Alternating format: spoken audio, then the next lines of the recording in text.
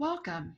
In this video, we're going to talk about releases in Pivotal Tracker and a couple different uses for them.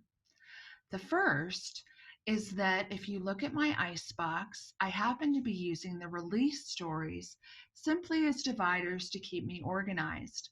If I open up this one, you'll see that I've got a couple of up arrow emojis, and I've identified that the stories above this release marker are part of my inbox.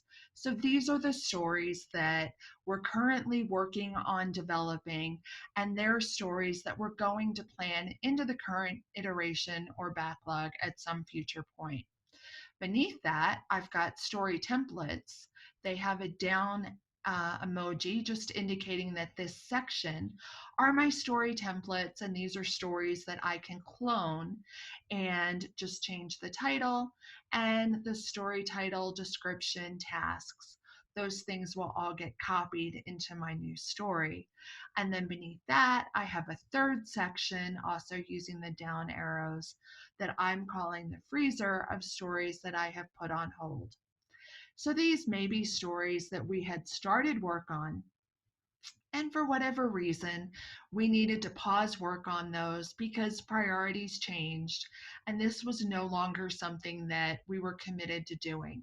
But I want to be able to find those stories later so that if things change again, we'll be able to pick up where we left off.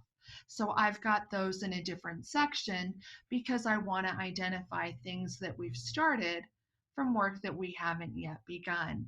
So those release markers are there just to kind of divide up that long icebox, that long list of stories, so I can quickly identify just the stories that I care about.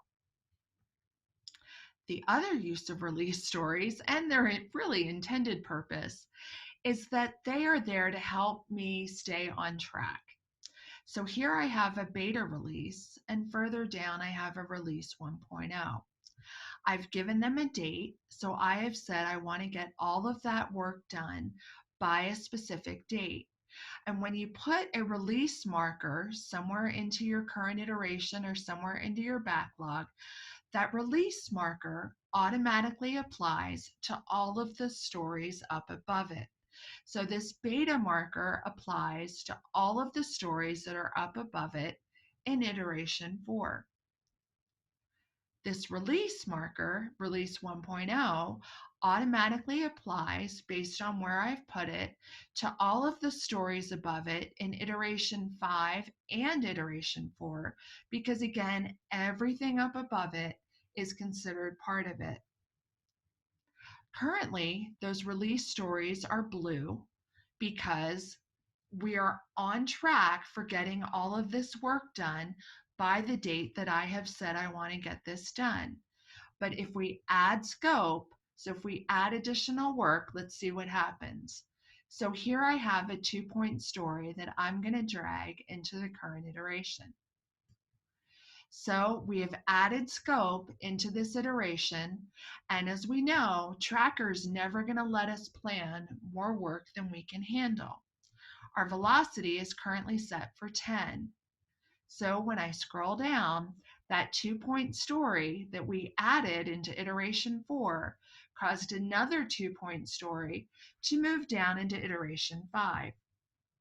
Because of that, my release marker has turned red, and it's letting me know that we are no longer on track to make it for that date that I originally intended. So now we have to have a conversation. How do we want to handle this? It may be that because we've added scope, we added a new story into this iteration, maybe we want to cut scope. So maybe this story, we're going to not make a part of that beta. If I drag it below the release marker, we're now on track, and the release marker is blue again. If you look in the analytics and look at the releases, it will show you that as well. My beta release marker is now on track, but that release 1.0, which was on track, you'll see, oops, that one is now showing that that one is now red. So analytics will make you aware of that as well. So let's go back to our stories. And we fix the beta marker by dropping that one story beneath it. But if we come down, sure enough, release 1.0 now has multiple stories up above it, and it looks like that release is going to be late. So we could choose to say, well, are we going to cut all 4 of these stories? Maybe that's not a good idea. In this case, maybe what we should do is actually delay our release. Doesn't look like we're going to get it done by the 20th. So maybe we want to change the date and make it the 27th. So I'm going to close that story. And by pushing this out a week, now our release is blue and it's indicating that now we're back on track. And if I want to go back into the analytics and look at my releases, again, now we're back on track. Here's the dates that we scheduled, that we said we wanted to get it done. And here's Tracker's estimated completion date. And now we're back on schedule again.